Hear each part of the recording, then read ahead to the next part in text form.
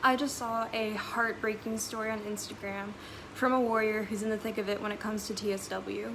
She told a story that so many of us going through this can relate to when it comes to being out in public, just trying to exist, barely getting by in the thick of this condition. She told this story where she just tried to go and enjoy a day out with a family member, but somebody, a stranger, took it upon themselves to offer her advice she didn't ask for, and it ended up devastating her. And she didn't get to enjoy the day out. She ended up having to go home. She was that emotionally crushed. Now I can imagine being in the shoes of the person who gave the advice. In her head, she's like, that used to be me. I used to have eczema too, and this cured me. And I feel like if I were to share with her right now what helped me, like, I can see it. Years from now, she'll be thinking, I'm so glad that lady came up to me and told me, otherwise I never would have thought to try this. I can't thank her enough. But what she doesn't see, behind the scenes, is that girl A doesn't have eczema, B probably has already tried exactly whatever she just recommended, and C is reminded that she isn't lucky enough to just have eczema. And she's suffering with something that no matter what she's tried, she is still suffering with.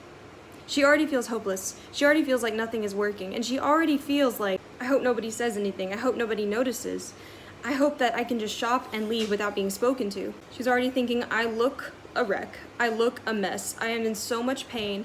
I just want to shop and go home. I'm going to ignore the pain. I'm going to ignore that I feel gross. I'm going to try to ignore people staring and just enjoy my day.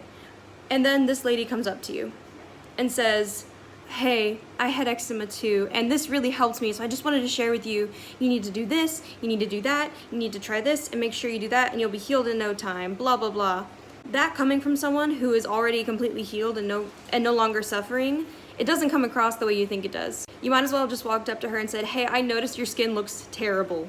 Terrible, I can tell you're suffering. So I would just like to say you're doing everything wrong, and here's what you should be doing, and if you'd only do that, you'd be better by now. You incompetent child. I know that most people probably have the best intentions when it comes to this, but you don't realize the damage it's actually doing.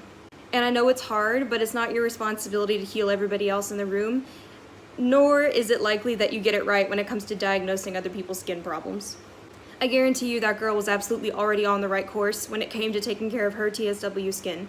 It's mostly a waiting game. And that lady had no idea what it took for her just to get out of the house that day.